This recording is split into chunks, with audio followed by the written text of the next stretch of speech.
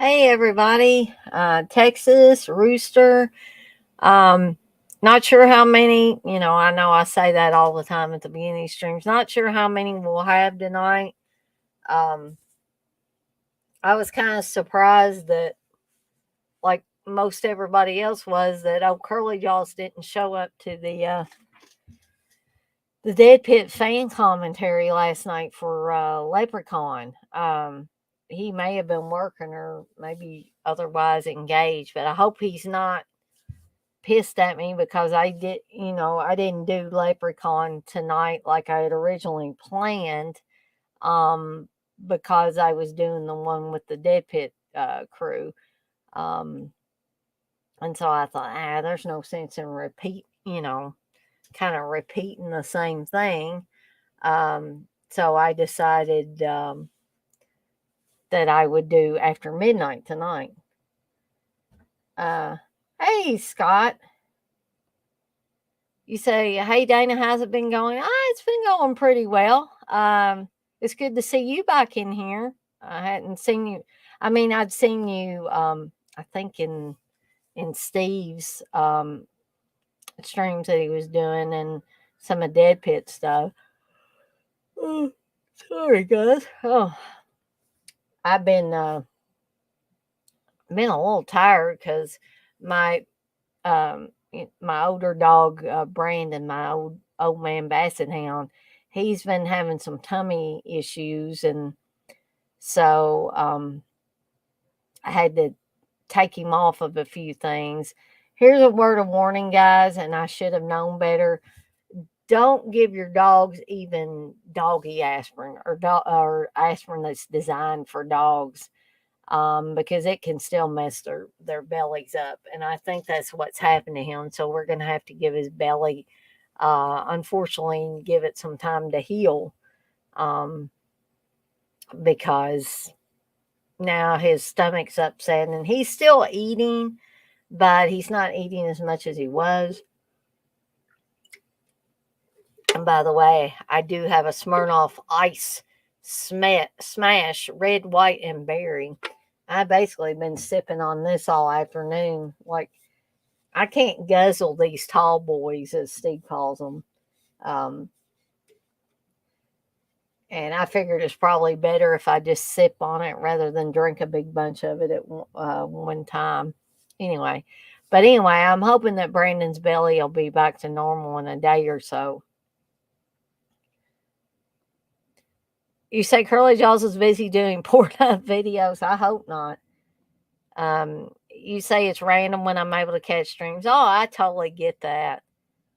Hey, Blissful.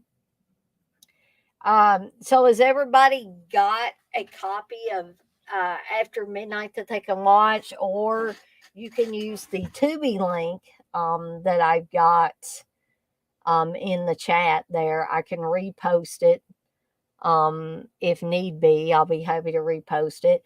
If anybody wants to join me live on the stream tonight at any point in time, other than, like 30 seconds before the movie is over, I will be glad to add you at any point in time. Hey, Darren. And so if we'll probably go ahead and get started in a couple of minutes here, because it looks like we got a fair amount, 7. Again, it's not Dead Pit level, but who is, to be honest. Um, and I don't have to be at anybody else's level. I'll just stay at my level. And I'm happy with the I would like to have, more subscribers, but I'm happy with the ones I have. I never dreamed I'd have over 400 subscribers when I started this thing. And I was talking to a guy that about some software that we have at work, and I was trying to get this particular software to work correctly on this doctor's his Surface and his desktop. Now we got it working on his desktop, but that's not the thing that I was going to talk about. But I was talking to the guy and I was talking, just in a casual way about doing live streams. And he said, "Oh," he said, I could subscribe to you. And so I got, I let him know about my channel and he went on and subscribed. So that was pretty cool. You don't always hit somebody that is, that wants to just join that basically out of the blue or subscribe to your channel just out of the blue like that.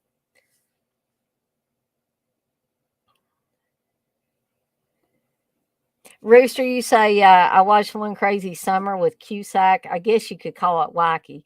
Yeah, it is wacky, but I find it enjoyable nonetheless, though. Yes, blissful. It's very important, and it's took me a lot of years, unfortunately, to realize that, to just be myself and just do me and not, not worry about, what the popularity of other people, because really, in a grand scheme of things, does it matter? And I don't really think it does. So yes, that is very, very appropriate.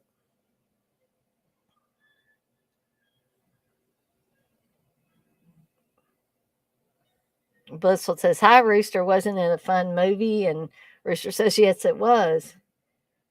I do, Scott. I do own Leprechaun, uh, but as I've said many times when I get ready to do these watch alongs. Oh my goodness, I am so sorry. I wasn't yawning like this, and then all of a sudden I started yawning.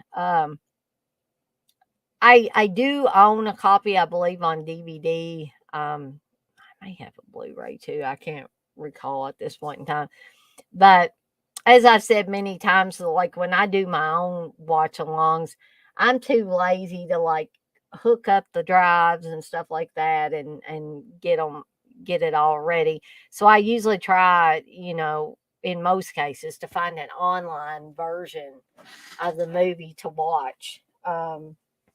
But yeah, I do own it. But I was being a lazy ass and just watched it off of Roku.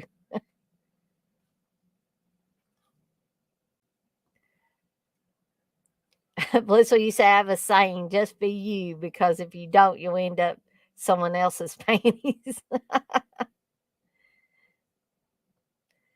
Darren, you say, "Dana, you should share your streams on horror groups on Facebook. You would be surprised how many more subs and viewers you would get."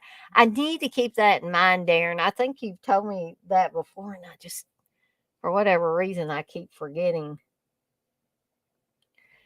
Scott, you say, "I have the Leprechaun Blu-ray set that came with the Voodoo code, so I have it online and disc." See, that's a good idea as well. Who knows? Wes might have, or CK might have had voodoo codes for it too. I can't remember if he said that last night or not. So, is everybody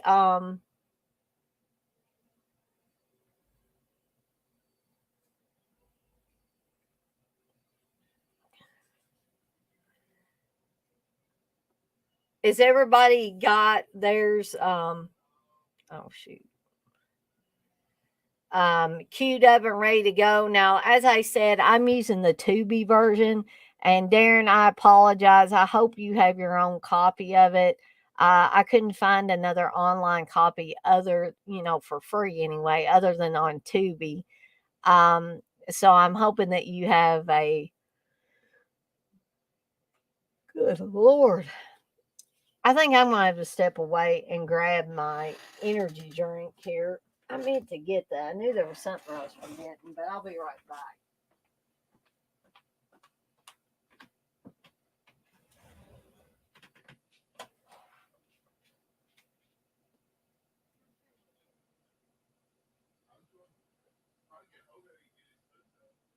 I am.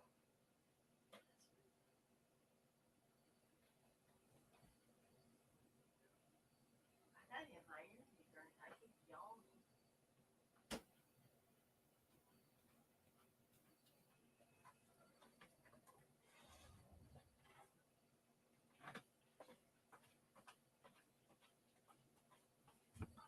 Oops.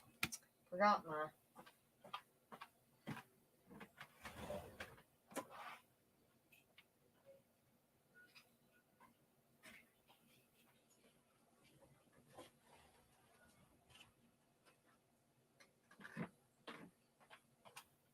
So sorry, guys. I don't have my ducks in a row, and here I'm not turning off my mic again or muting my mic whenever I walk away, which I really should.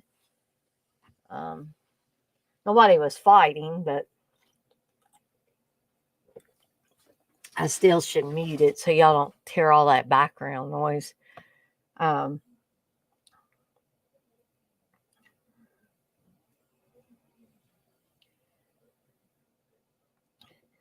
Darren, you say I'm not watching the film, but I will hang around in the chat. I got some writing to do for upcoming stream.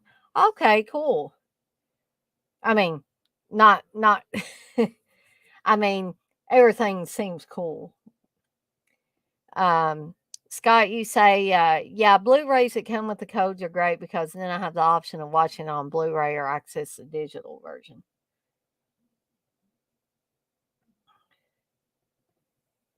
Okay.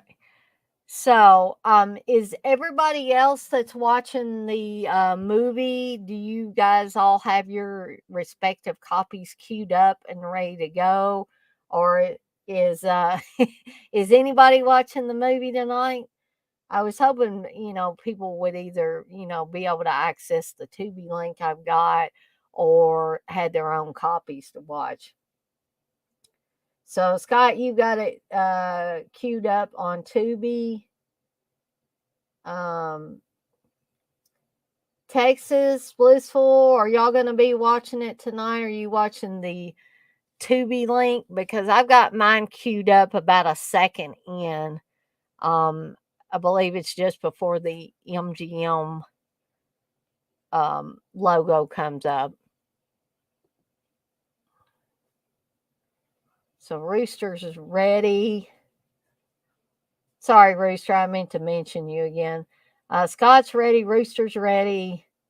Texas is ready. Blissful, are you watching? Are you watching tonight? Oh, okay. You say I'll be listening. I'm still trying to clean up my organizing. LOL. Gotcha.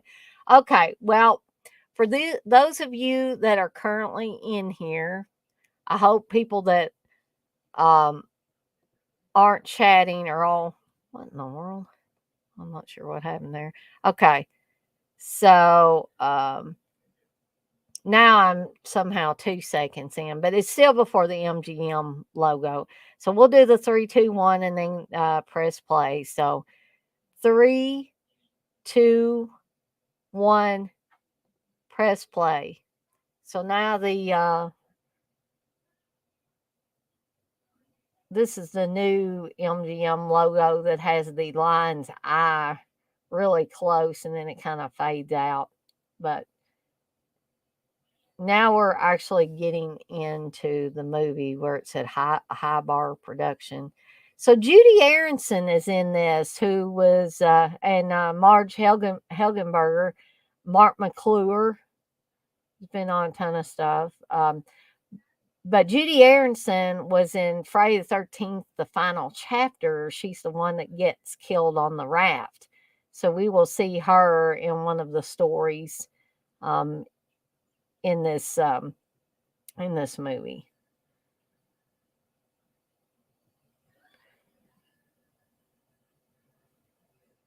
And Rami Zada and Jillian McWhorter, she's like the main focal point in this. But Rami Zada is the guy that plays Professor Derek, the college professor who teaches the psychology of fear class.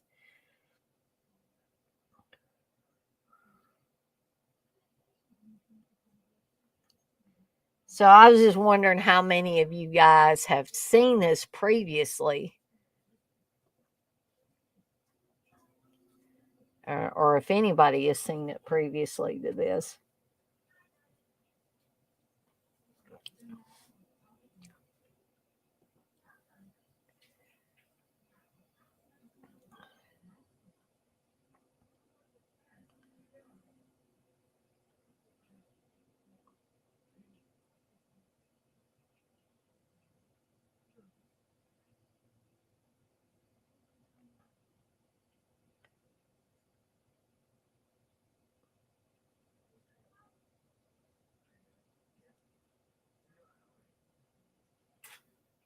I think I'm gonna, because I actually have some subtitles on here. I think I am gonna turn those on.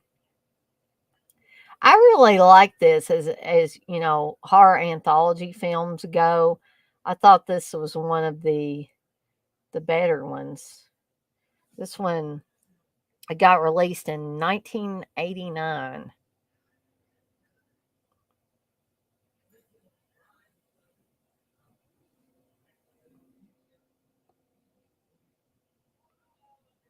So Allison in the greenish colored sweater is obviously distressed about going to this psychology or fear class, and her roommate is excited about it. Um, and so Allison is talking about how she didn't sleep very well, and her friend wants to know what's going on. And then she talks about she thinks it's the class that her friend talked her into going.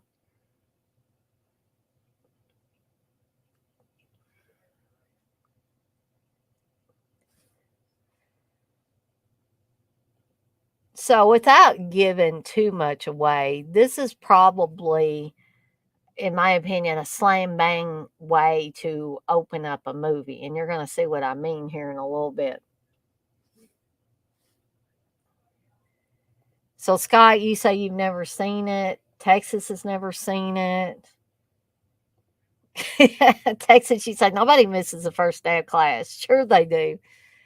Yeah, by the time you get to college, I'd say a lot of people miss the first day of class.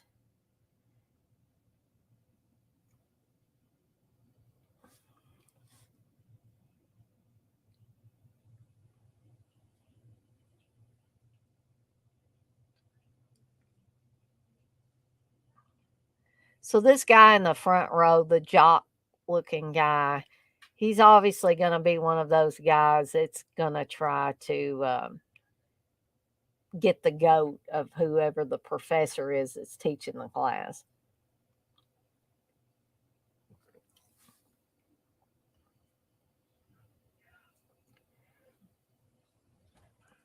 So Russ, this guy in the front row, he thinks, he says, no fucking books. He thinks it's going to be an easy class.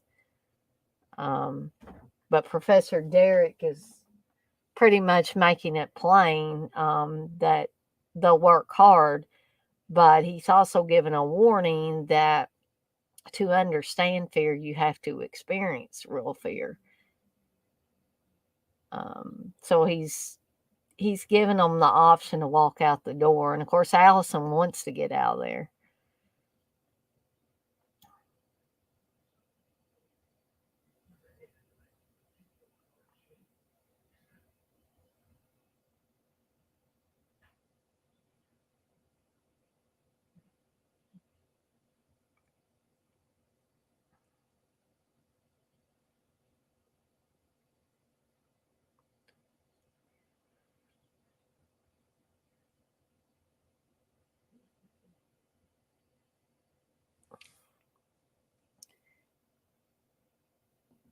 A class like the psychology of fear would probably be a pretty interesting class, although um like I said, the slam bang way that this movie opens up and the things that are shortly going to occur. I don't want to give this away for those of you that have not seen it.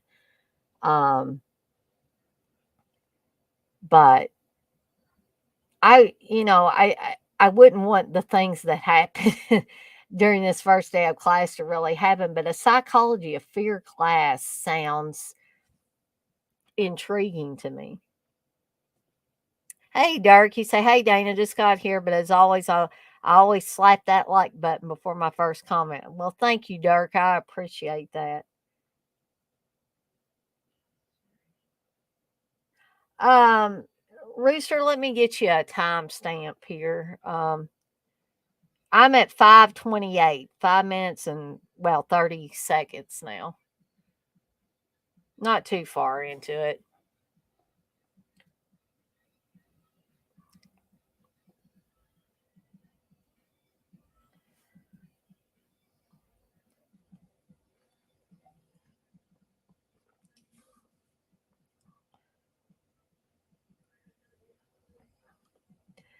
Also, I think this is probably what shortly what we're gonna see here. This is probably not a movie that would get made now. So Russ pretty much says that the only things that scare him is flunking that class and girls who say no. So he's being really sarcastic. So then Professor Derek says, "Are you afraid of me?" And he's like, "Are you kidding me?" And he says, "Perhaps you should be." And we're gonna see why here really quickly. Um, because of something that Professor Derek's going to pull out of his bag there.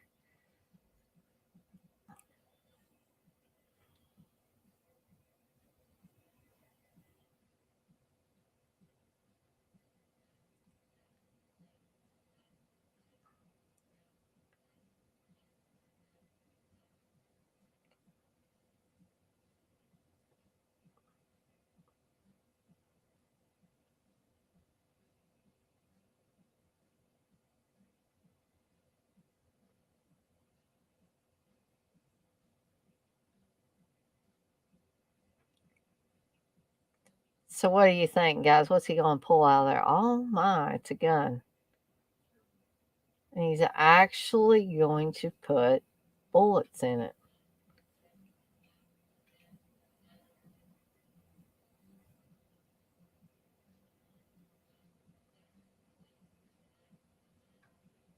Or put one bullet in there.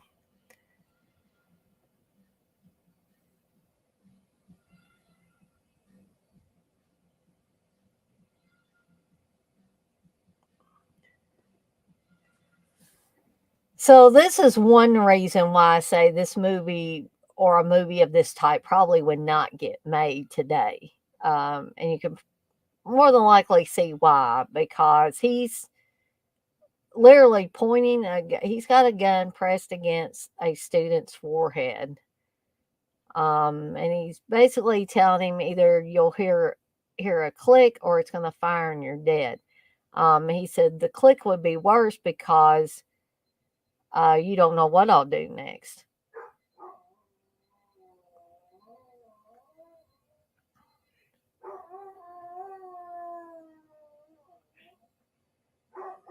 So Russ has just peed his pants,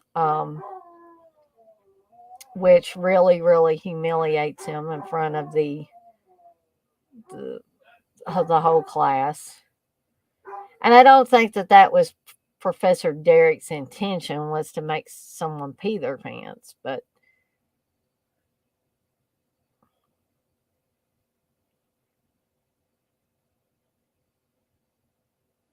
so now things are going to get really wild. If you thought that was wild, then check out what's going to happen in the next couple of minutes.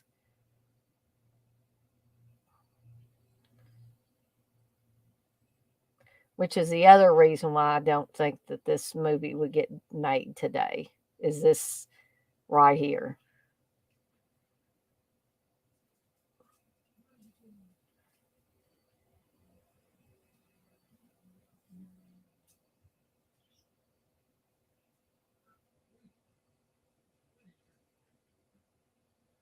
So it was just a joke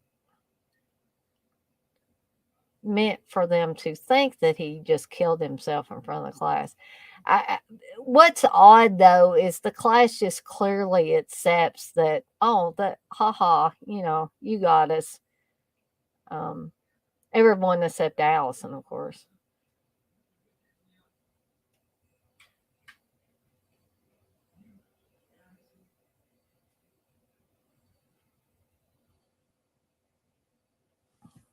And that guy that's behind Allison though.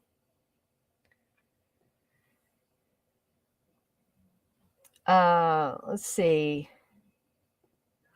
Dirk, you say we just covered the After Midnight 2019 film. This is way better, and the 2019 is not an anthology. I don't think I've seen the one from 2019, Dirk. Ruchi, you said the black hair girl was on Louis C.K. series. I think she was on several things. Um, Texas, you say you're a little bit ahead. Scott says, "Where are you at? I'm past the classroom scene. I'm at 10 minutes and 21 seconds. Allison and her friend are outside the school talking to some friends about what just happened. Now Russ is walking by and like this guy said, I heard that guy Derek really pissed you off, which does not make Russ happy.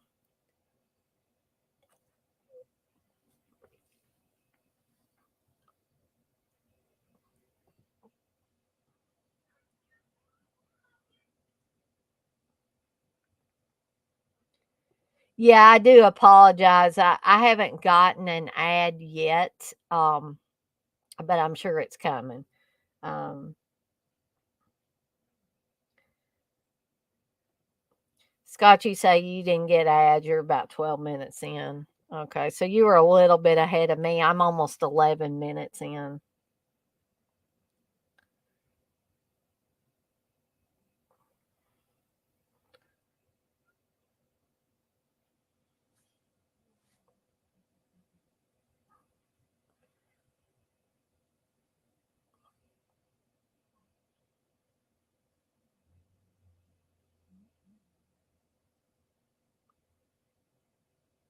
So now I'm just getting some ads at 11 minutes and 21 seconds, and it just kind of like pauses the film right there.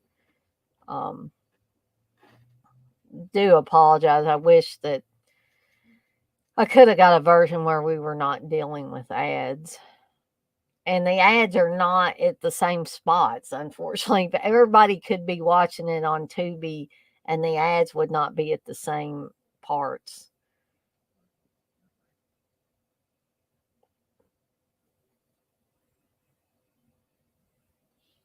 Now I got a Jenny Craig commercial.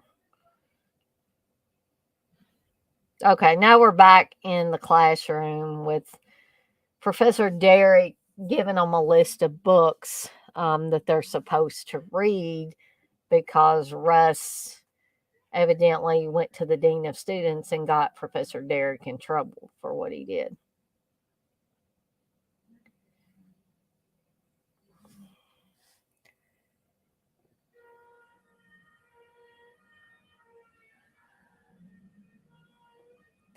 Dirk, you say it's an ultra low budget, slow burn, but decent payoff. I give it a 6.5. I'd give this one a 7.5. Gotcha. Scott, you say I paused it when they come in from the rain at 13:23. Okay. Texas says he's at 11:24. I'm at 11:48 now. I mean, all of us aren't too off. Um, there might be a few discrepancies. Dirk's really ahead. He's almost up there with Scott. He's at 12 minutes and 30 seconds. Well, we do have ad-free Tubi on the television, but I'm not watching it on the television. I'm watching it through the computer. I could probably get Steve to put the ad-free Tubi on the computer for me, and I might at some point.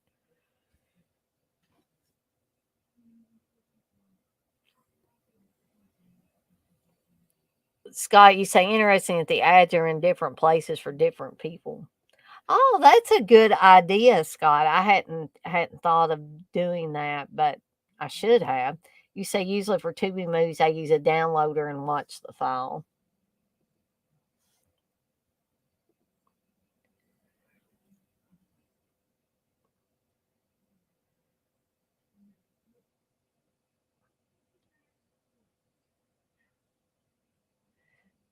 So if you guys want, I can speed mine up a little bit.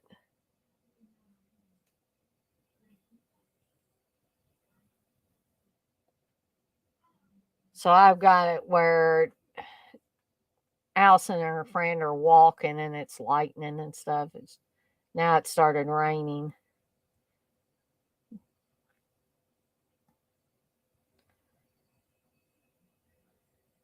I was having some ads too watching Leprechaun on Roku last night. So I would just gauge by the other guys that were talking about where they were at, and I would, fast forward mine a little bit. Hey, Kelly.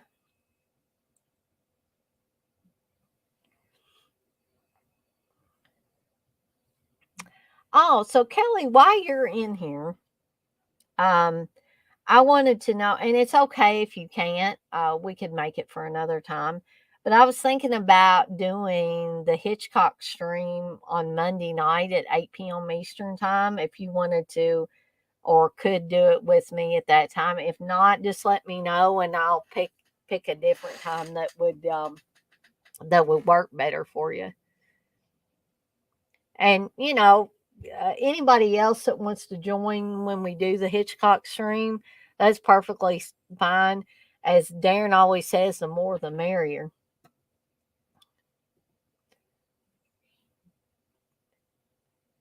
So they're running, and now everybody's waiting outside Professor Derek's house because Professor Derek basically told them, no one could stop him from having private seminars at his home. And so if they wanted to have a more adventurous curriculum, that they could come to his house. And he couldn't offer them extra credit, but we're gonna see what Professor Derek has in mind here. But evidently these kids headed by Allison right now don't mind doing a little breaking and entering, although the door was unlocked, but they don't wait for the guy to come to the door, they just kind of come in.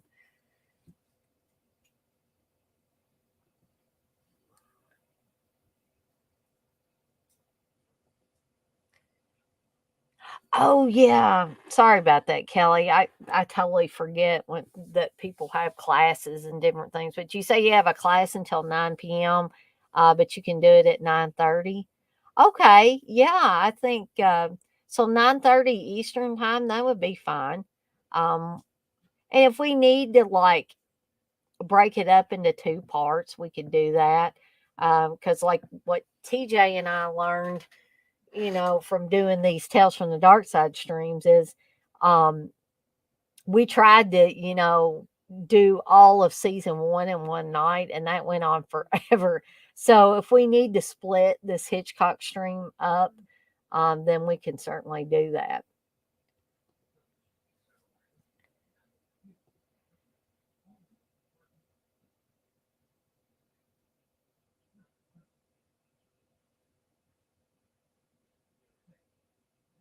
So there's Professor Derek, and he's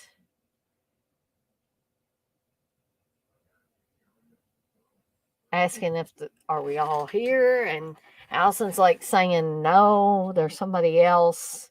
We're not sure at this point exactly who or what she's talking about.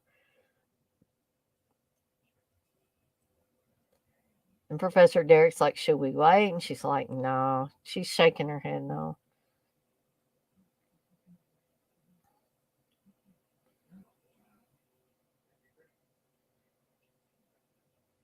So we find out that what they're going to do. So we're slowly going to figure out that this story is the wraparound story, which most of these anthology films will have a wraparound story. And they're going to tell each other scary stories. And these scary stories are going to comprise the stories in this anthology film. But here's the catch: they're supposed to be true stories because those are the ones that really scare people. It's sort of like the urban legend thing, even though a lot of urban legends have been debunked over the years. But I bet almost all of us, if not all of us, can remember sitting around and telling our friends or, you know, whoever was around at the time, if girls went to slumber parties or whatever, sleepovers, sitting around and telling the creepy urban legend stories. We've heard, a ton of them over the years. So in this case, they're supposed to be telling true stories. And the one guy says, "Well, I've heard some pretty bizarre stuff, but I don't know if it really happened or not." And Professor Derek's like, "Well, could it?" And he's like, "Yeah, well, I suppose it could have." Um, so this first story, there's Mark McClure there. He and his wife in this story are, um, it's his birthday, and so she's just giving him a fancy watch, and she's paying for a nice dinner. And shortly here, she's going to encourage him to go for a moonlit drive on the old coast road, as they call it.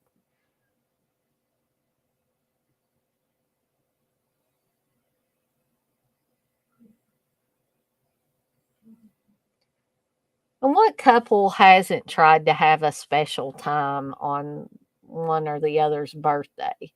I mean, this is something that a lot of people do for either, boyfriend, girlfriend, wives, husbands' birthdays.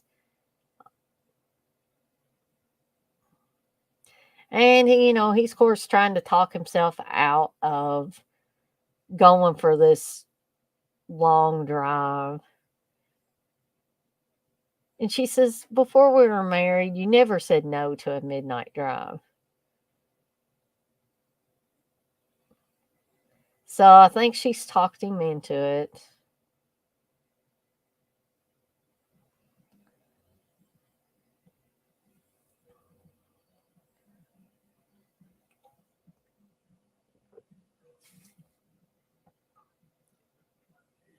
So, if this had been any other type of movie, if this had been the Rocky Horror Picture Show, we would have known what kind of scenario we were in for. But because this is a straight ahead horror movie, we're kind of, at this point, we're probably expecting something different. But the wife, Joni, is saying, "Oh, there's a light up at that old house, um, that evidently nobody's lived in for a long, long time because a guy killed his entire family years ago."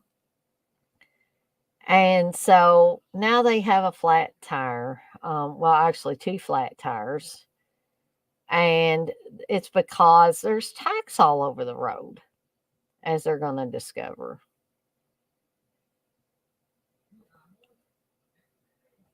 Now, who would have put tacks all over the road?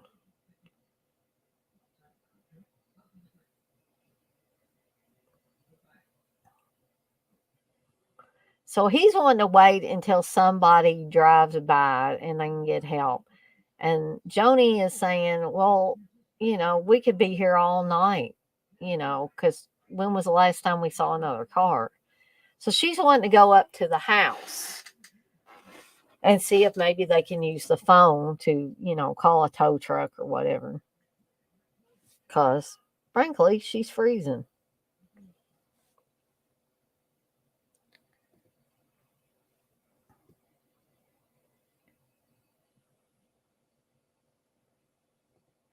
Kelly said, "Okay, we can totally do whatever. I'll message you tonight and we'll figure it out." Cool.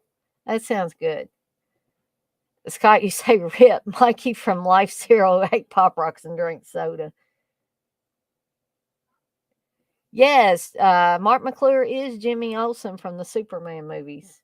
He was also on I Want to Hold Your Hand as well. Scott, you say my commercial set Progressive Insurance, Dave and Buster, Chevron, Aldi, and Wagoneer. Yeah, sometimes those little breaks get quite long.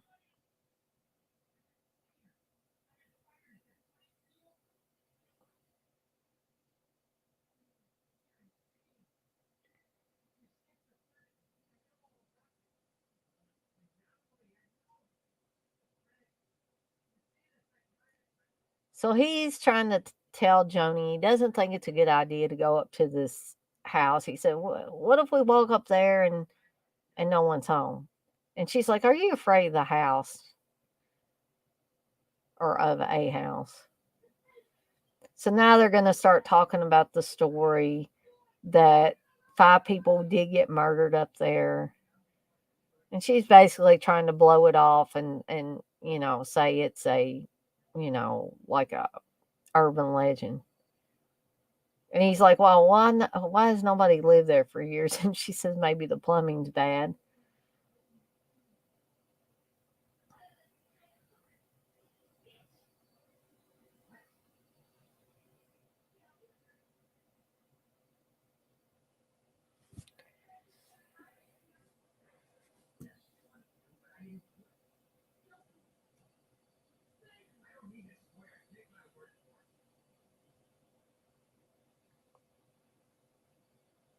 So they found bodies, but no heads and no hands.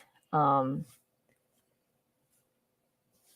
and this is one of those kind of like role reversal things, or where usually the man is the one that, "Oh, we got to do this. We can't just sit around here and not do anything. We'll have to go up to this house and let's see if we can make a phone call." But in this case, it's the woman that's pushing for it.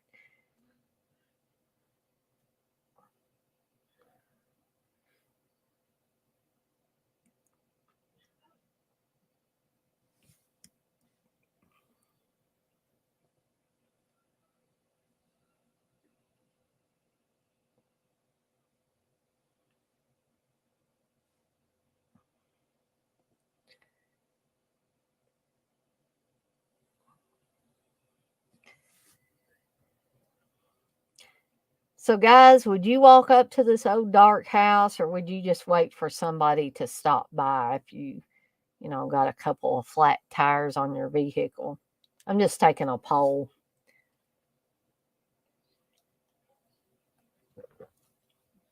Which I'm going to plug in my heater because it's getting a little chilly back here.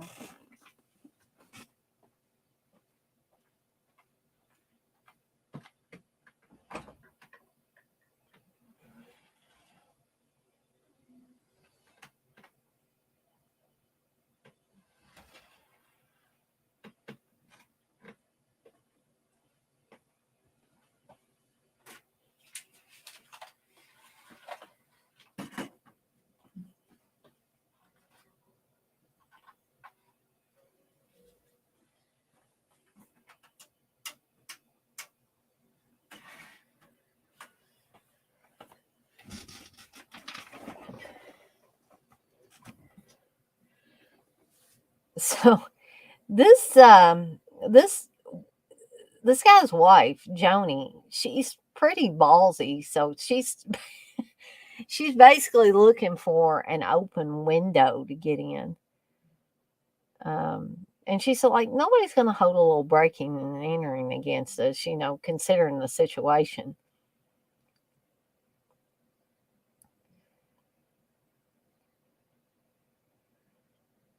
Under normal circumstances, though, I don't know how you would just assume that there would be an open window somewhere.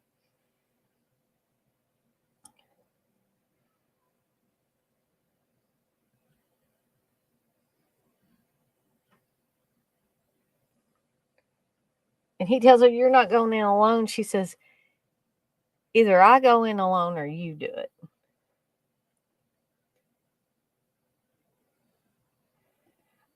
Actually, Texas, this is the first story. The other part of it was the wraparound story. So this is the first real story. Rooster says no. Scott says I would. I wouldn't break in though.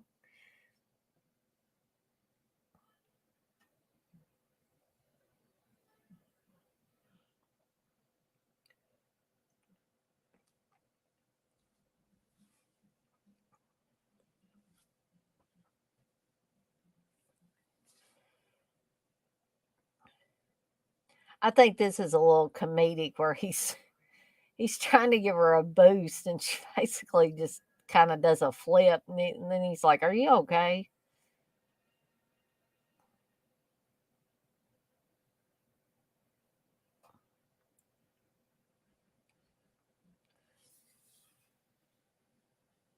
So she says she's going to go and open the front door to let him in. So something tells me that the front door is not, well, when he gets to the front door, Joni is not going to be there because, we've seen enough of these movies, right?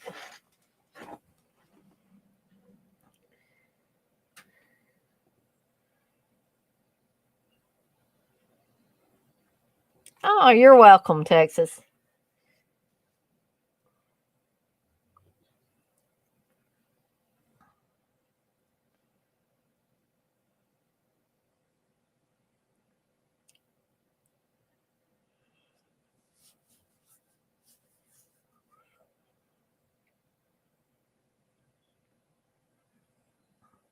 So the old spooky house where nefarious things have happened in the past has been used on a ton of horror movies, though. Most notably, Hell Night, which actually seemed to me to be kind of similar setup. Because in Hell Night, the college students are, they're being initiated into these fraternities and sororities, and they got to stay all night at this house. Where supposedly a guy killed his family because him and his wife had been unable to have normal children. Pretty much they had, sadly, some deformed children.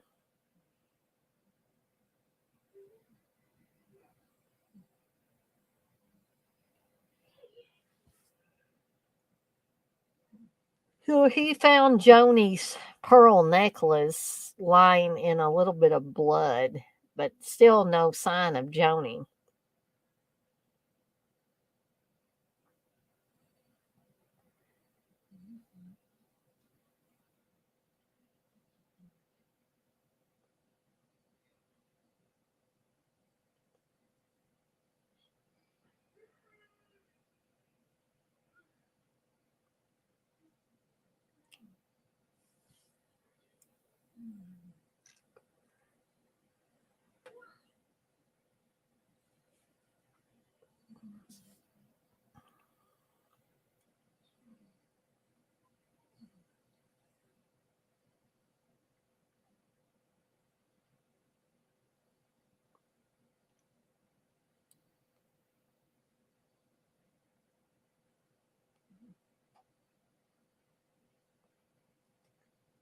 So this clearly plays on fears of the dark, fears of the unknown in an unfamiliar place. Plus, it's dark. I mean, the guy can't find his wife. Oh, now there's Joni's flashlight, but we're going to find out that there are 5 skulls on that table with Joni's flashlight. And I believe we're going to find some skeletal hands. And remember when Joni was telling the story of when this guy killed his family, they only found bodies, no heads, and no hands.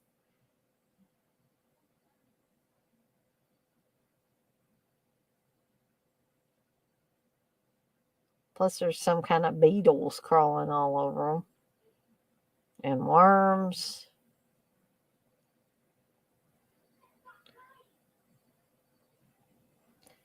Oh, and those damn beetles are on his hand.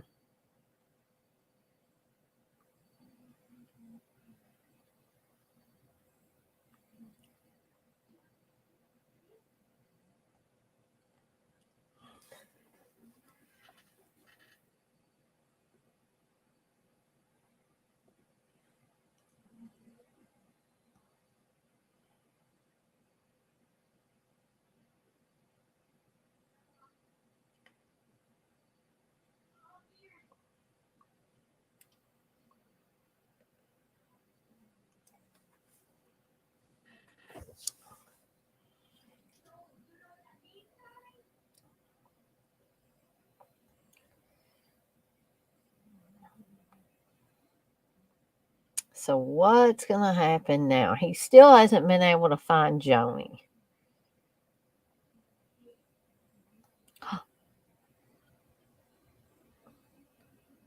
So there's Joni, but then the doors close. Oh no. Looks like a guy with some shears.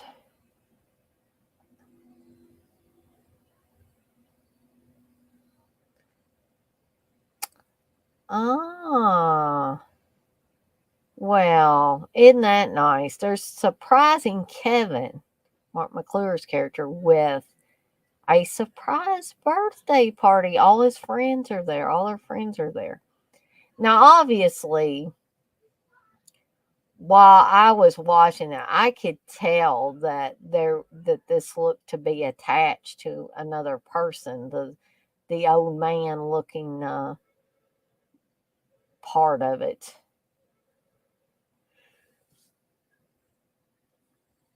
And she says he's probably going to kill me for this, but this is one birthday he's never going to forget. So we know when things go into slow motion that usually something is going to happen. And we know that Kevin already has a weapon.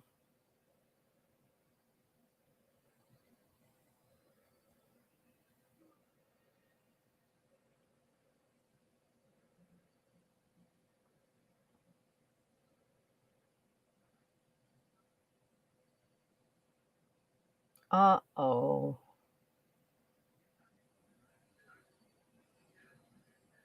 Can't stop that forward momentum there.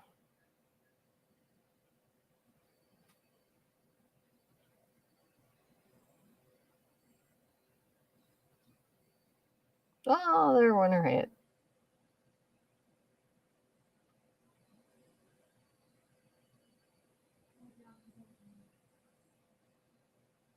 So I've got another commercial here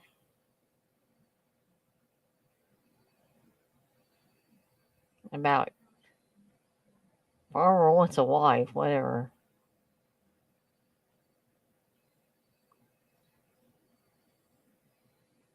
Now they got a better help commercial.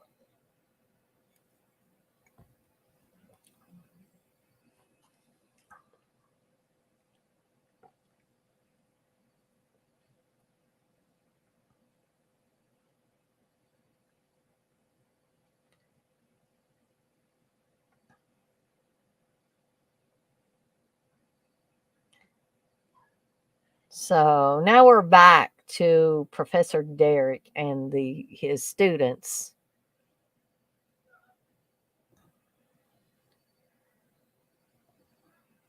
Casey, you said that blonde was the one who got put to the TV in the Nightmare on Elm Street 3. Yes. I take it you're to the next story here, so I'm going to speed mine up a little bit.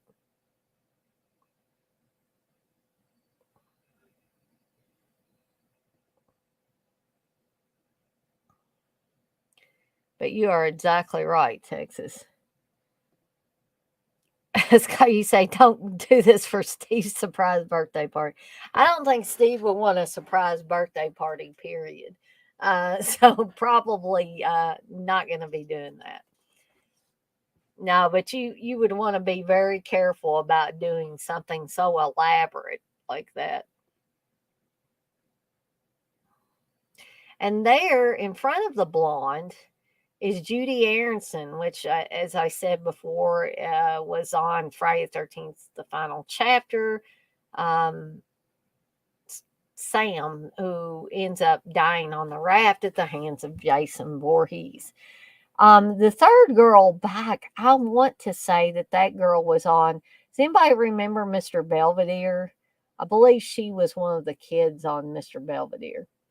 So these girls are underage girls that are trying to get into this club. And Amy is making a big deal and they're telling her to be quiet, And then they give her a cigarette, which this is a bad idea.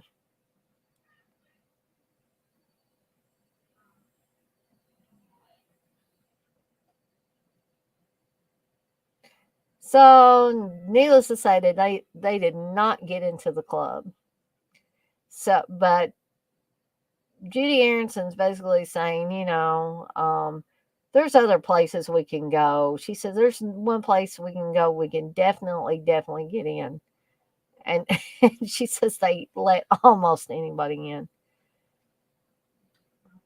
Amy's not wanting to do this. She's just wanting to, get a movie and go back to her house and watch it. And they're just saying, "Shut up, Amy. Just shut up and drive." So I'm taking that this is California. I believe the license plate says California. So they end up in a warehouse district, which is evidently a bad area of California to be in. And, so she's saying all these dumps are just full of really interesting people. So, oh no.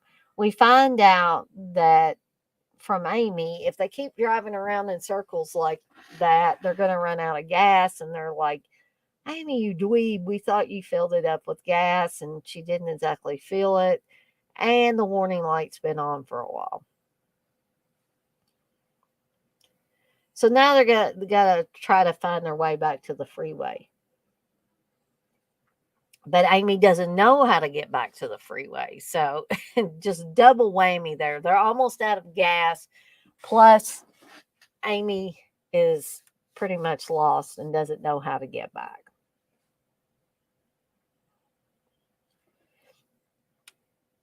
Yeah. Scott, I thought that was so hilarious when I found out Judy Aronson is doing the photo op at conventions. Hey, Scott, do you know anybody that's actually gotten that? I'm wondering if she does the look like she did when she got killed in the movie. Scott, you say it looks like most of it was shot in downtown LA, which is mostly a bad area. Yeah, I have never been in California, but I'm sure, as with many big cities, LA is going to have some bad areas. So I don't know why they think this. I mean, I know they're desperate for gas, but why they would think that this would be a good place to stop for gas. Because it obviously looks like that place hadn't been used in a very, very long time. I think I probably would have tried to find a way back onto a main road. And that way, if you got, if you broke down, then maybe a cop or something would see you.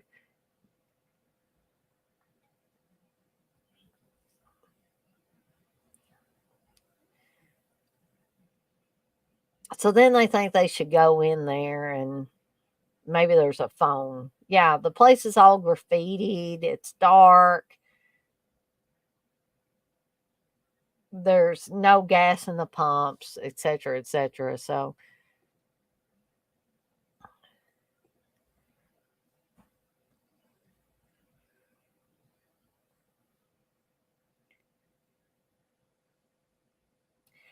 to be honest with you guys, and there may be some of you guys that disagree with me on this, I thought this was the weakest of the stories. Um, I like the first story really well, and I like the final story really well. I just felt like this story was just sort of filler. Not that it doesn't have its moments. I just didn't think it was as strong a story. So the one girl's saying there's no way there's a working phone in here, and I would have to agree with her. Of course, there wouldn't be much of a story if they just gave up and left there and got back in the car and somehow made it back to civilization.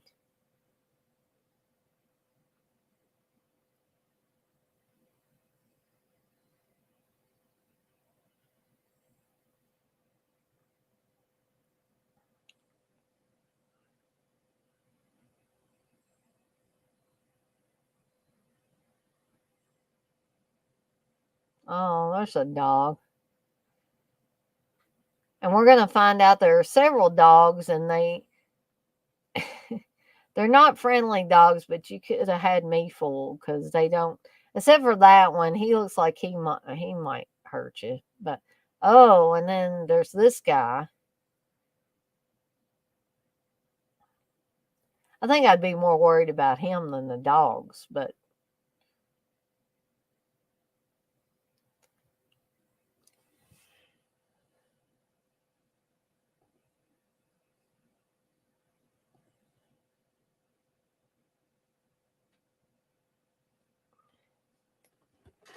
this movie probably this story wouldn't work nowadays with people in their cell phones and stuff like that, unless they happen to be in an area where there was not good cell phone reception. Because if they had had cell phones, these girls would have been calling the auto club or whatever, or AAA, and somebody would have come and helped them out. And then they wouldn't be stuck around this psycho. No, honey, he's not going to direct you back to the freeway.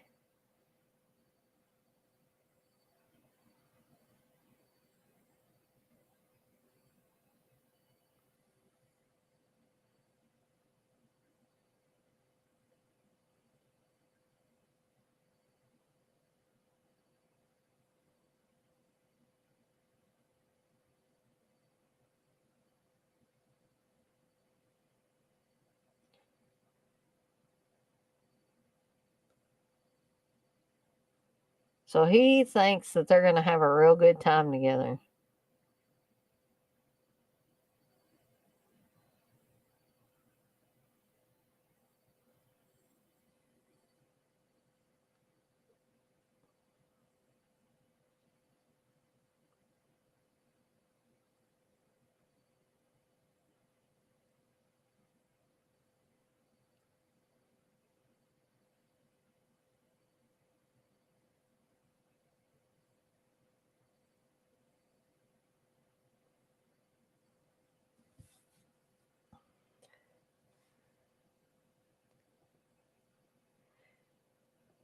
Which probably in an area like this, in any big city, you would run across people like this guy, unfortunately.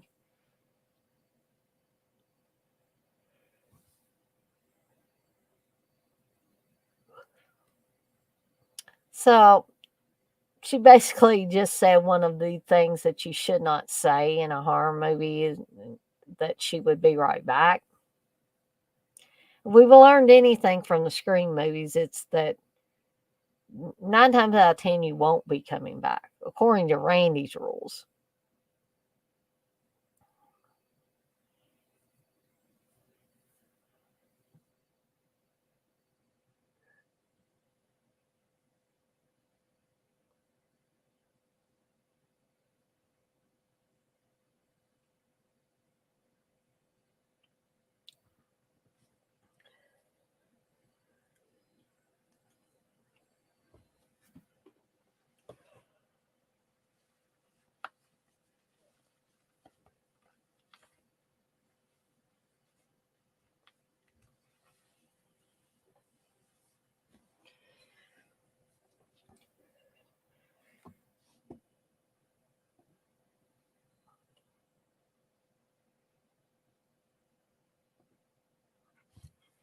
So he's wanting to know how many friends they've got out there. And they lie and say just one.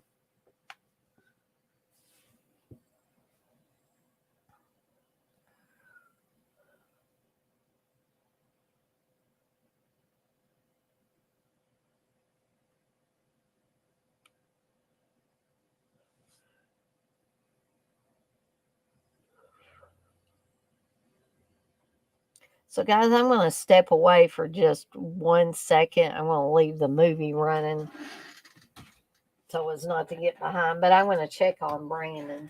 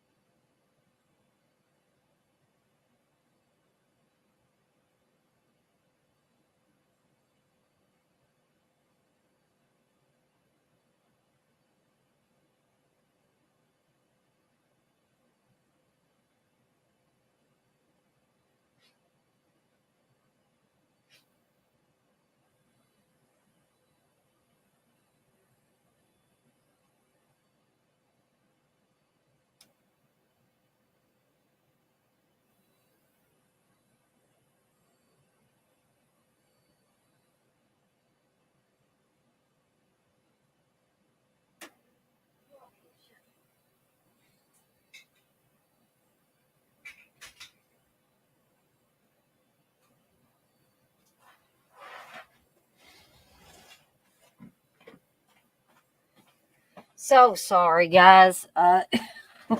Just one of those things. I went in there, and Brandon was okay, and I went. I decided I was going to use the restroom, and Steve had all the sheets and comforter and stuff in his arms, and I was like, "What happened?" And so our younger basset hound, he has a bad habit of getting up on the bed in the bedroom and peeing on it, and that's what he did at some point. We didn't catch it, so I guess we're gonna have to go back to um, shutting the bedroom door to keep him from getting in there and doing that kind of stuff. He has, bless his heart, he has severe behavioral problems. So I was hoping I'd make it back before the end of this story, because the next story is my favorite of all of them.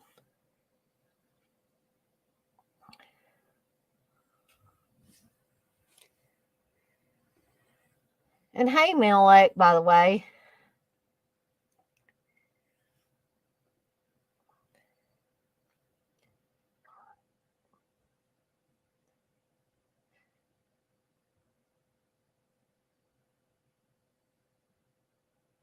So I guess I missed the Amy's demise while I was gone, because I only see the three girls now.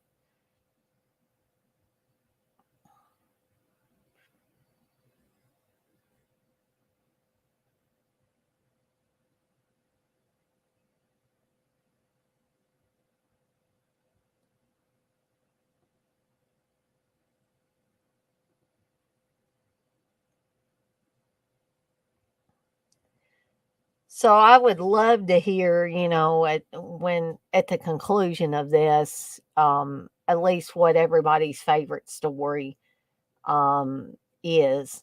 Um, even if it's this one. I mean, it doesn't have to be the same as my favorite by any stretch of the imagination. I'd like to hear all opinions on it.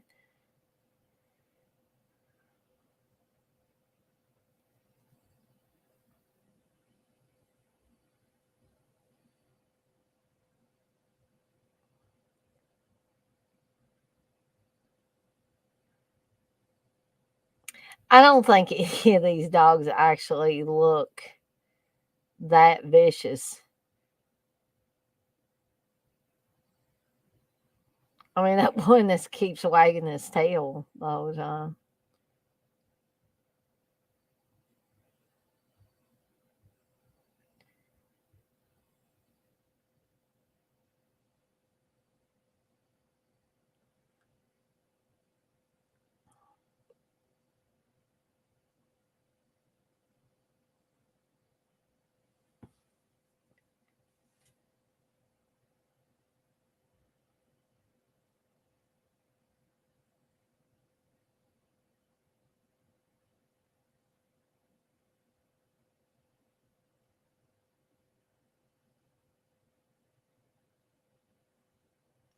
So it is kind of gruesome what's going to happen here, and you guys have probably figured out what's going to happen because there's all this flammable stuff, and they've lit a fire, and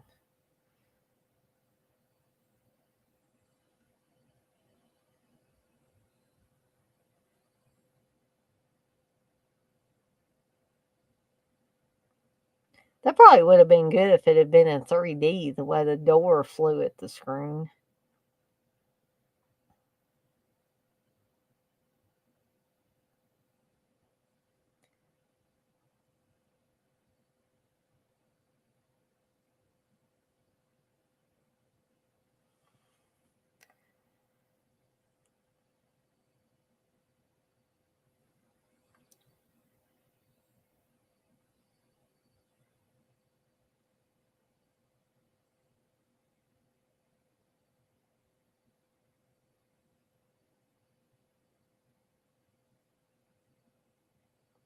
So that's the end of that story.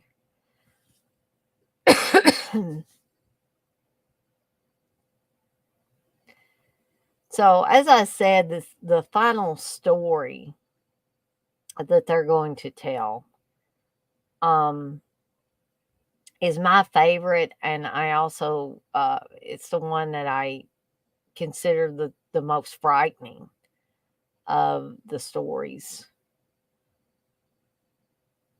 So Russ is still pretty pissed. So he is breaking into what we can only assume is Professor Derek's basement.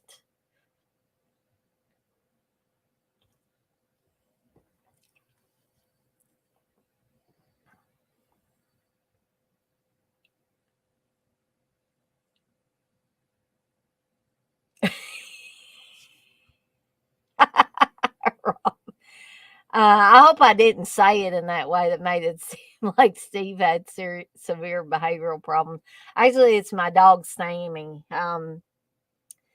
He got up on the bed and peed on it, which Steve and I discussed. That I guess we're going to have to start closing the bedroom door again through the day to keep him from going in there when we don't see and doing things that he shouldn't. Um, it's possible, Kelly. You say, I wonder if he's mad at one of you. My dog used to do that if she was pissed off.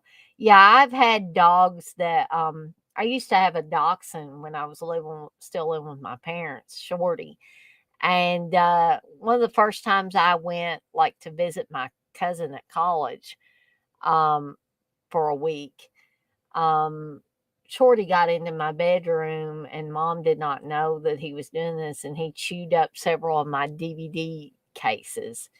Um, and we could only assume he did it because he was upset with me for being gone. Scott, you say Scream 6 in 3D was a ripoff because it wasn't 3D at all. Are you serious, Scott? Did you have to pay extra for that? I would be really mad.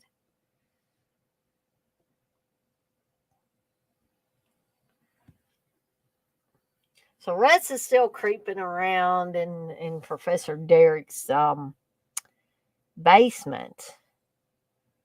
We don't know at this point what he is planning. He's got some rope, he's got an axe, and he doesn't look all there, in my opinion. And there's some lighter fluid there. Hmm.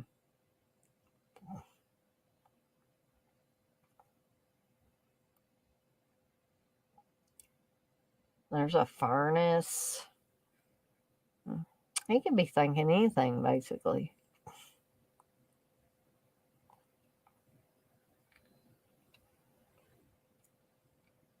So Allison is getting super paranoid, and she thinks we that everybody should leave.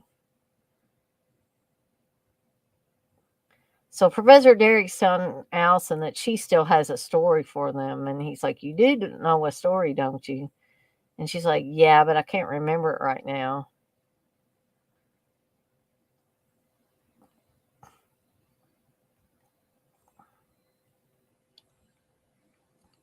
So Allison obviously doesn't want to tell her story.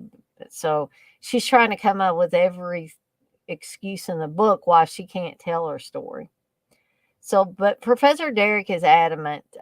He's like, well, while we wait for Allison's offering, does anybody else have a story they'd like to share? So her friend is going to share a story, and this story is the one that I think is the most creepy, and also the most effective of the stories. Um, so we're getting the introduction to Marge Helgenberger here. Um, she's getting out of a cab, and it seems that she's injured herself somehow. We don't know as of yet how she's injured herself. And she's on crutches.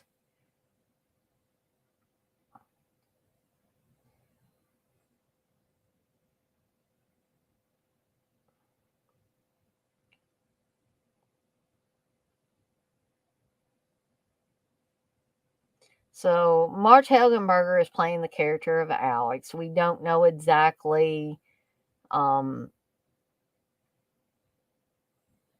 where she is. I mean, she's could be coming into an apartment building. She could be coming into work. Um, but it turns out that she went skiing and broke her leg.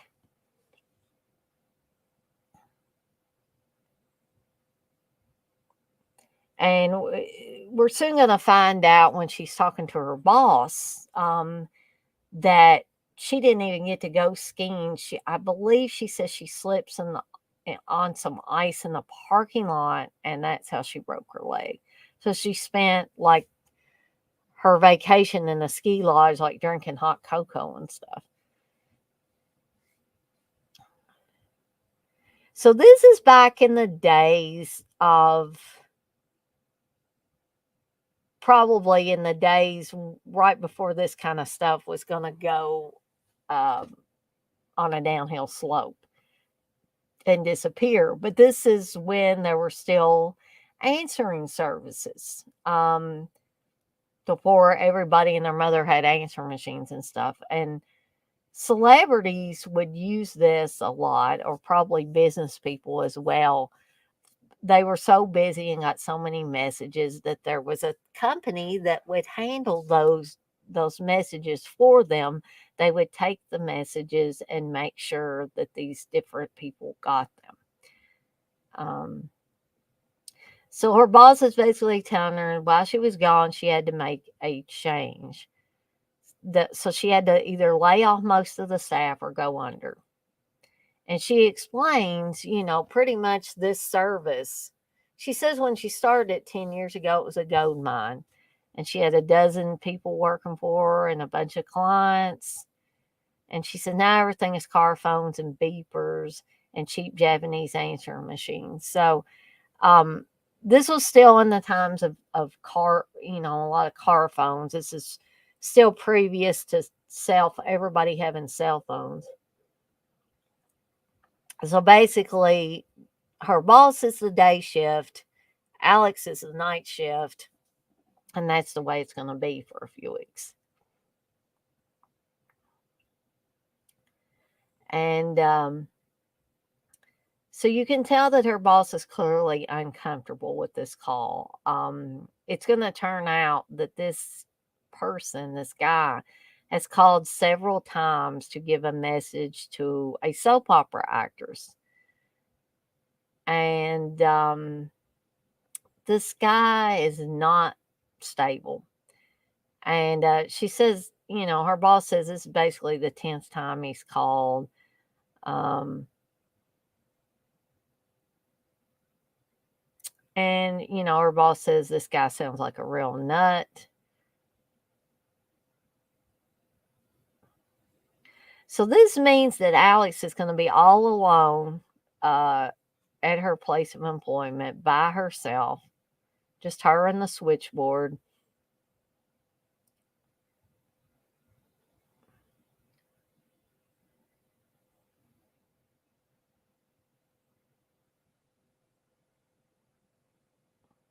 So she tells Alex that, if you get lonely, you can contact Ray. Ray is the security guard, of course, that Alex saw when she came into work. So somebody's calling in. Wonder who that could be.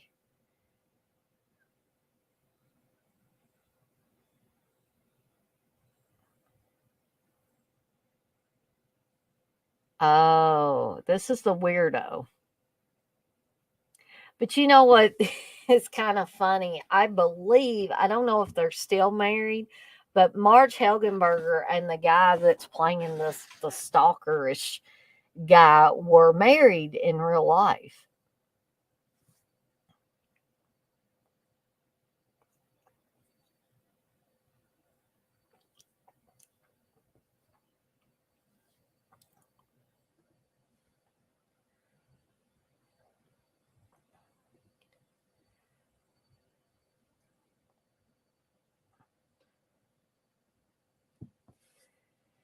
So I've always found stories like this. especially like I said in the days before cell phones and so many different ways of being able to communicate with emergency services. These kinds of stories were very frightening to me because the fact that during that time period, there were so many. I mean, I'm not saying stalking doesn't go on now. Unfortunately, it does. Um, but, for a long time, there weren't anti stalking laws. I mean, I don't think, I'm sure stalking was frowned upon, but there really wasn't a whole lot legally that could be done against these people. So this guy literally he called and then was kind of nasty to her and didn't know why she didn't pick up quickly, and now he's being apologetic and saying I'm sorry. um I know you didn't mean anything by it. You have no reason to be against me. um those are things, um that stalkers, it's been proven that they feel alienated. They feel like the whole world's against them. They feel like whoever they're obsessed with owes them something. That owes them, if it's a date that they want or they want to visit them. They think that that is how we all have basic human rights. Well, they think that that is one of their rights, because they're so delusional and so obviously sick. Um, and now here I've got another ad here.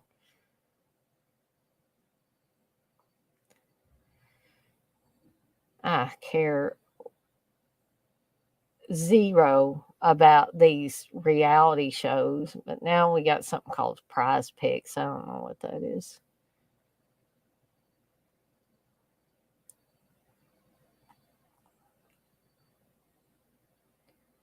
I guess it's something where you can win money by pre-picking winners like sports games and stuff like that. And then I guess you get money if you were right. Oh, now we got a Colonial Pen commercial.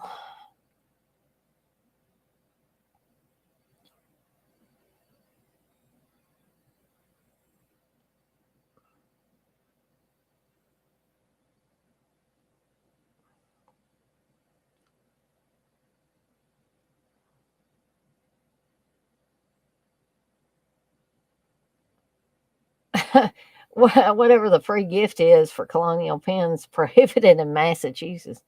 Okay, so if you haven't already figured out, the guy is outside of Mrs. Birch's apartment building, and he can see that Vanessa Birch has just got home. But he's going to get really upset here when he sees that she's obviously coming home from a date with some guy. When he thinks in his delusional mind that she should be with him. So this is really going to set him off. Seeing her kiss this guy, knowing that they, probably had some kind of rendezvous, and she's got this sexy red dress on.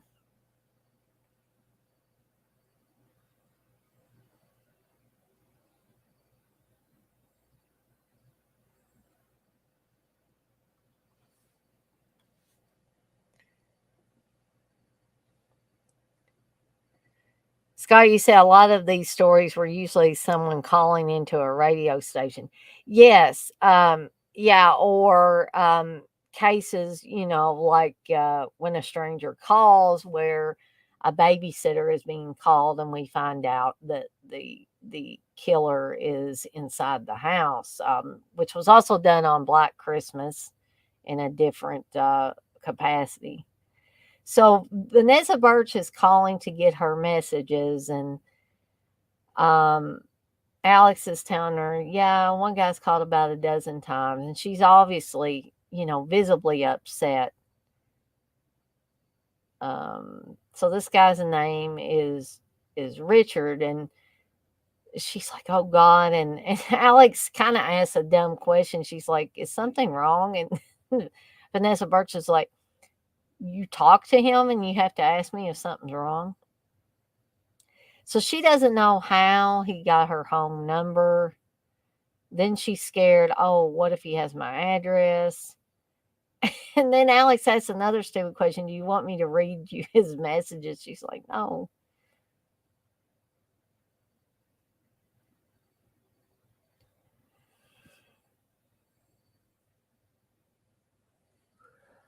I mean, perhaps Alex thought, he's just a kind of nutty, but maybe he's not dangerous.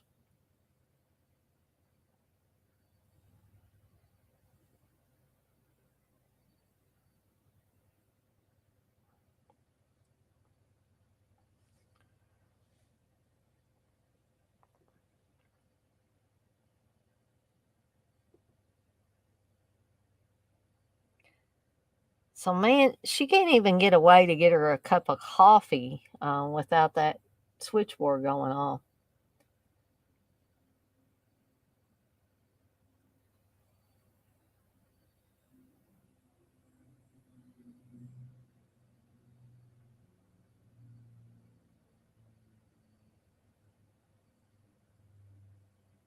So it's Richard again, and he's wanting to know if she gave Vanessa Birch his messages. And she's like, I haven't talked to her, and he knows she's lying.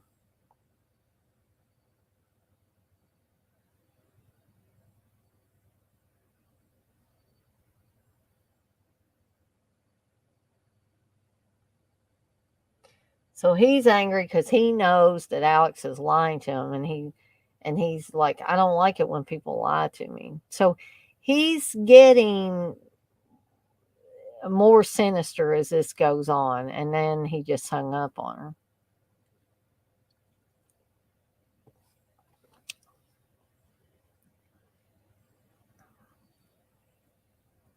So her boss has left her home phone number in case Alex needs to call. So Alex is going to make good on that, and she's going to call her boss because she's getting really creeped out by this Richard guy.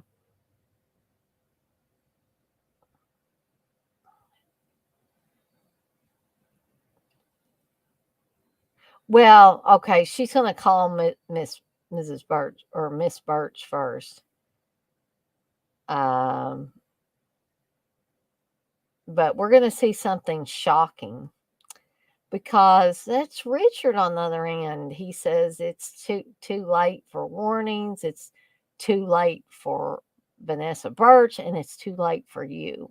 And we pan down to, oh no, he has strangled Vanessa Birch with the telephone cord. And on her phone, he sees the all night information. So now he's found Vanessa Birch. Now he knows where Alex is at. So now this is where Alex is going to call her boss.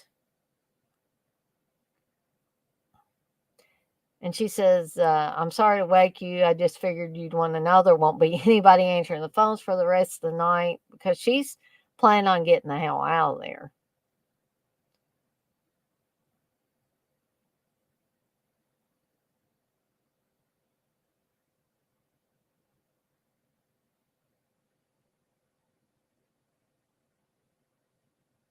So Molly, her boss, is offering to be there in about 15 minutes.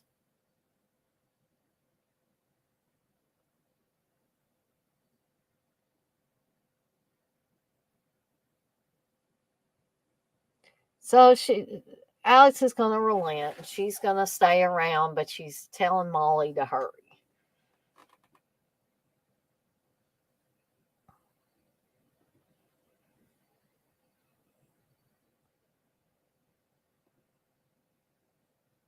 Risha, you say, is that the CSI tech? I'm not sure. Hey, Blair.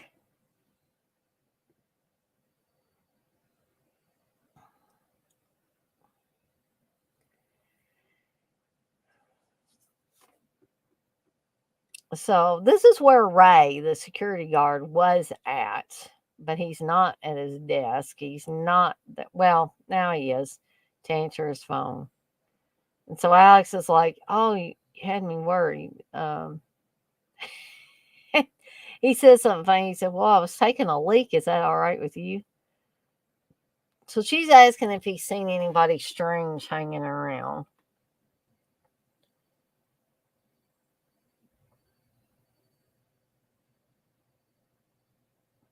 And she says, "Well, I got a call. Will you let me know if you see anybody suspicious?"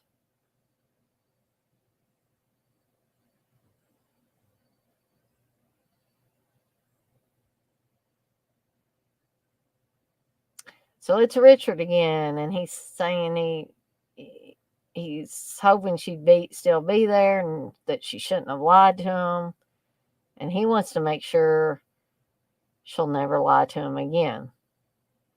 So she's getting a little, mad now, and she's saying she's going to make sure the cops throw his ass in jail if he comes down there and starts hassling her. So all of a sudden you hear another voice, another man's voice. So we weren't sure where Richard was, but Ray has picked up the phone down in the lobby and it was off the hook. So that means that Richard is now in the building where All Night is, where Alex is working. So she said, when Molly shows up here, let me know and make sure she gets up there. Well, he says Molly already got there about 5 or 10 minutes ago. So she's like, just call the cops. I'm coming down there.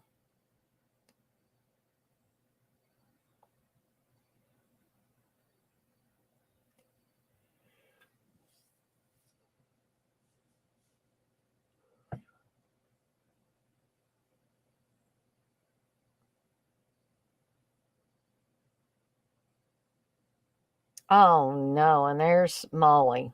So Richard got to her already.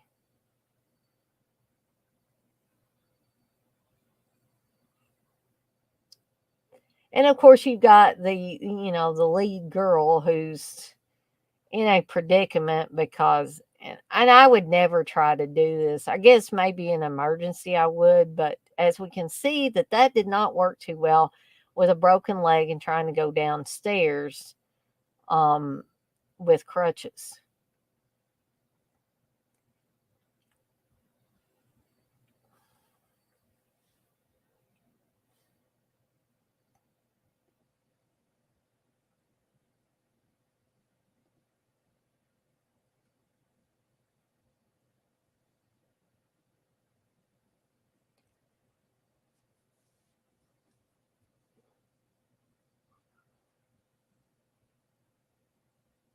Uh-oh. So somebody, we can't really see who, but Alex is obviously thinking it's Richard coming up the steps.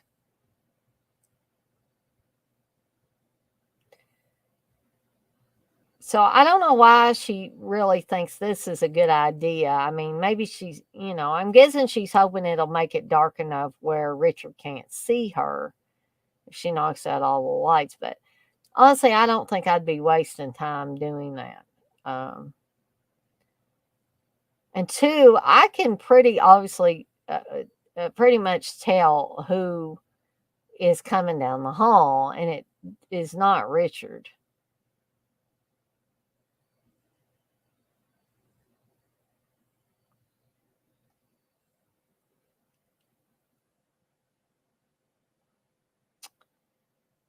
Oh no, she stabbed Ray.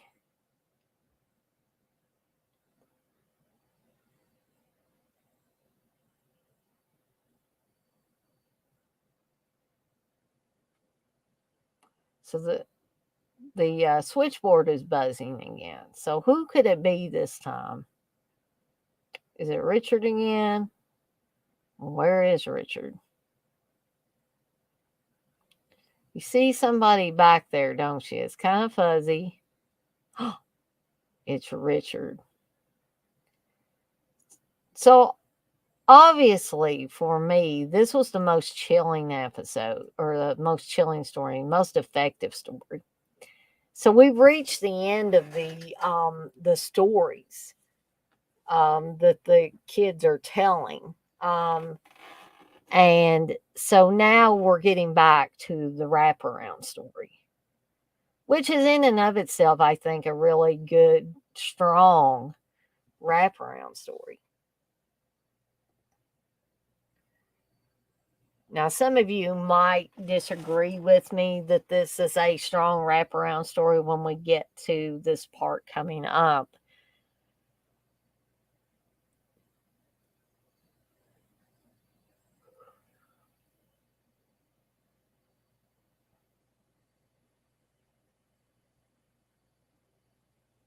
Well, he's basically saying he needs to go down and check the furnace. And Allison obviously doesn't want him to go down there, so she's trying to stall him by saying she's starting to remember her story. And he says, "Good, when I get back, it'll be your turn." But obviously, Allison has had some kind of premonition about something bad happening. So they're asking, "Is your story that scary?" And she's nodding. Her friend says, "What's it about?" She says, "Us." And at that point, you really don't know exactly what she means by that, but we're going to soon find out.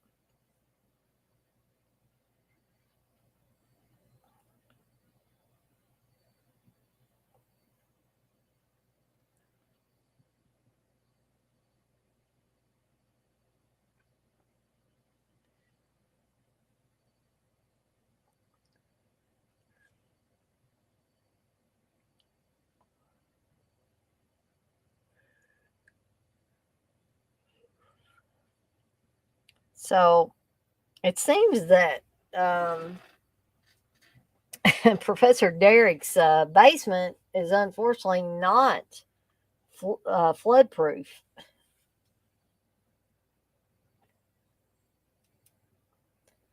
But he's still going to check the furnace, see, if he can figure out what's going on, because obviously, it's not lit. So I'm guessing that's gas, and he's lighting a pilot light. So he's got that back on. But why did it go out? That's the question. Oh, no, there's Russ. So Professor Derek wants to know what Russ is doing there. He says it's payback time. So, I mean, I know what Professor Derek did was a little strong, and here we got more commercials, but I'm going to continue to talk about. I know what Professor Derek did was pretty strong and more than likely not appropriate. But now we're back to the story, so that was a short commercial. Um, but I think Russ is taking it a few steps too far. So Allison's saying it's already started. And they're wanting to know what's wrong with Allison. And her friend is saying, "I don't know, but it's really starting to freak me out." Um, so then Allison's main, and by the way, I love this sloppy, kind of hippie-ish look to Allison's clothes. I love that long sweater and the kind of patchwork skirt. I just love that look, and it's so comfortable. So she's basically telling Russ he can still stop. It's not too late. He doesn't have to do this. Um, but Russ isn't having any of it. And Allison's basically telling him if he goes through with this, it's going to be much worse.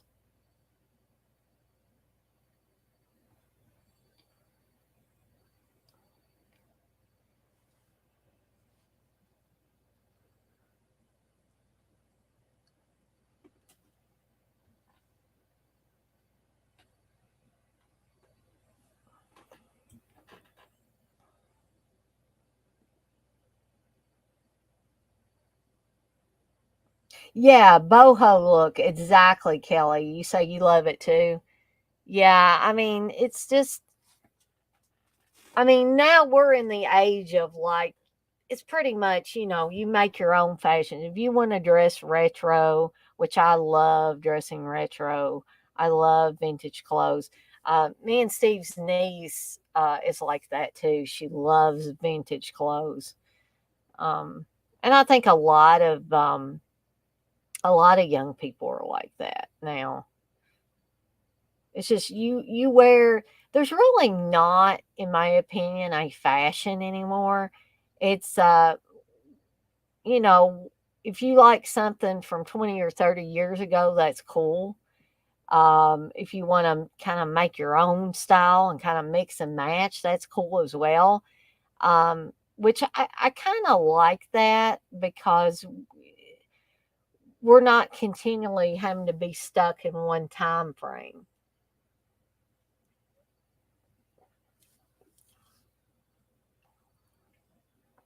So he's got Professor Derek hung upside down. He's literally in the ring of fire, like the Johnny Cash song. But he doesn't really act, Professor Derek doesn't act like he's scared at all. So does he know something that we don't, or the other people in the movie don't?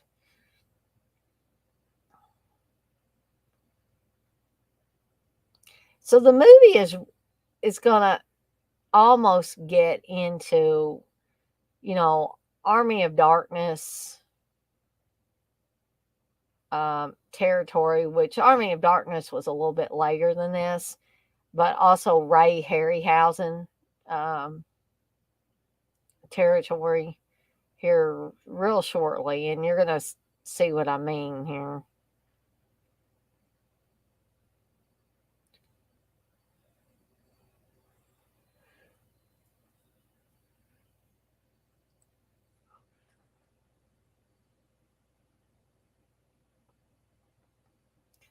So Professor Derek is basically telling him to get it over with. Go ahead and do it. And, he's kind of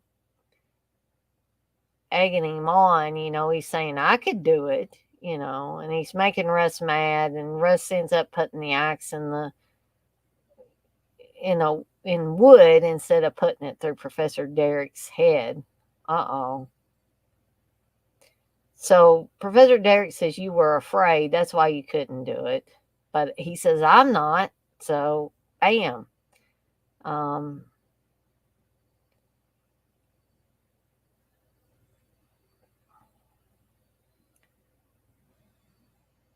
so here's where it's kind of gonna go into a really dark Ray Harryhausen here.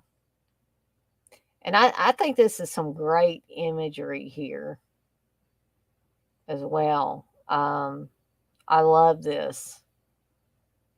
So he's still axing Russ. He's on fire.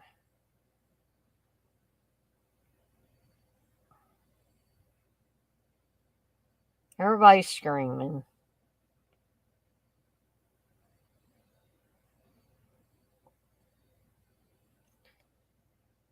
I'm not sure exactly why this happens, but it's a horror movie, so we'll suspend disbelief for a little bit.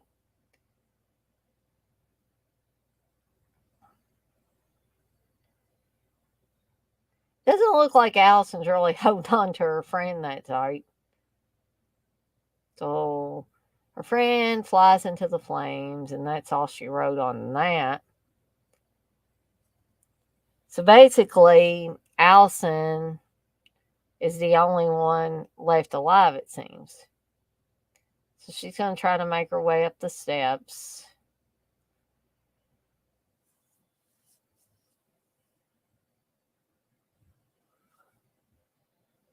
So it looks like the whole dang house is on fire.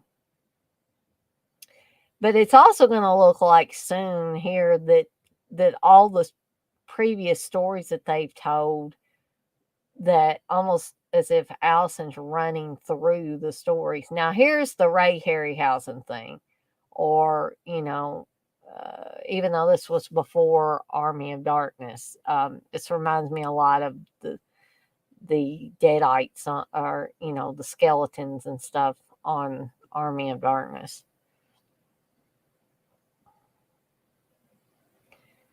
So now it looks like Allison may be in the house from the first story, and we see Joni's head come bouncing down. I like this too. I like this touch that they added.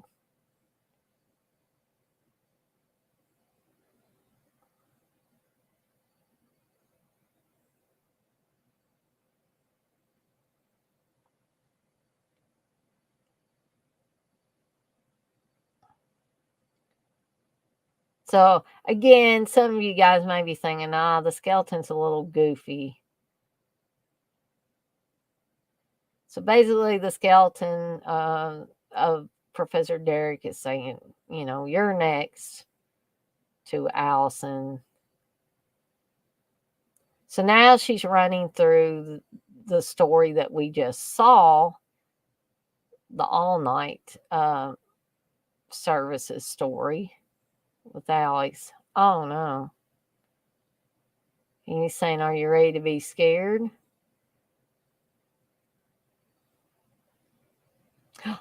So Allison just woke up. Was everything a dream? It seems that it was.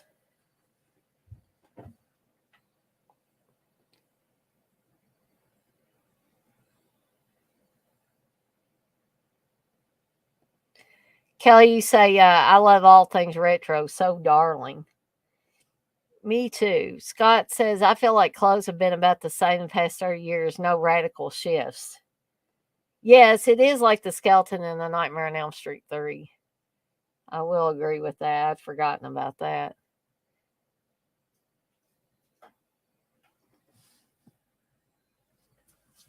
So here we're back to her talking about she didn't sleep very well.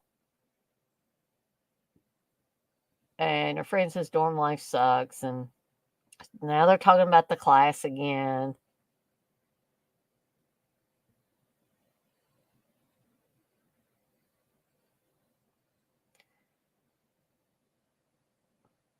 So I even like how this ends with Professor Derek saying, my name is Edward Derek, and then we go into the credits. And guys, that is or was after midnight. So as I said earlier, I'd love to hear, for those of you that were able to watch the whole film and see all the different stories, which one was your favorite? I'm probably not going to stay on here too awfully long after 9 o'clock, maybe 5 minutes or so, because I do hear Brandon moving around in there, which, by the way, I'm probably going to go check on him because, as I said, he's had stomach problems, and I just want to make sure I'm not going to come into a mess in there.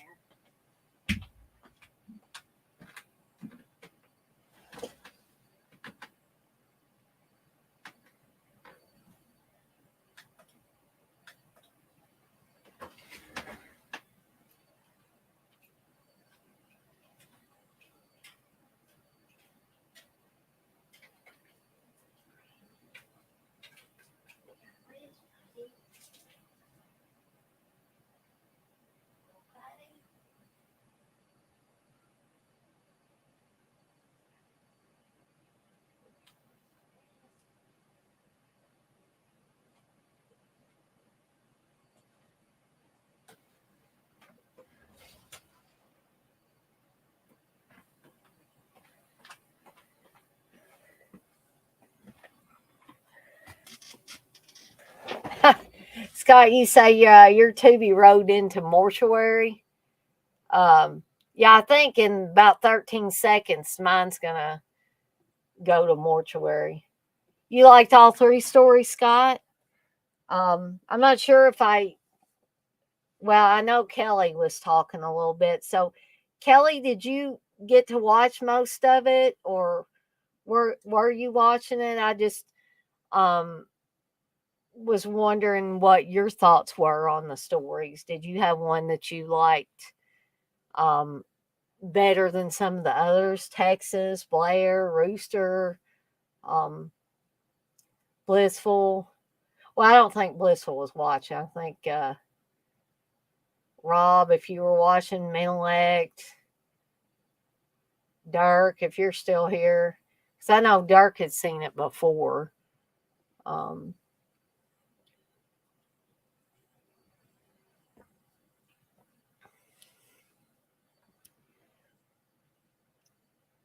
so I probably, because it's not the first weekend of the month, I'm probably not going to do a watch along tomorrow night. Probably just going to take a little break. And then tentatively, we will plan on doing the Hitchcock, almost said Hitchcock watch along, but the Hitchcock film discussion Monday evening at 9:30. But I'm gonna carve out, all the details and stuff with Kelly when I talk to her again. Um, but unless something really big happens, then that is the plan for that. Kelly, you say a little bit. I didn't see most of it. I was just listening to you and reading the comments. That's okay. Rooster, you say you like the first one. Kelly's all for this. I think she's all for the Monday Hitchcock thing. um, that's the plan. I'm gonna try to watch and rewatch as many Hitchcock films as I can before Monday in preparation for this. But like I said, it may be a case where, depending on, I got to go back and look and see how many Hitchcock films there were. Or, um, and we may break this up into two, maybe three parts, depending on how many there are. So, and if Kelly wants to be on there with me live for all of them, that is awesome. If anybody else wants to join in, that is awesome as well. I don't think Kelly will have any objections to that.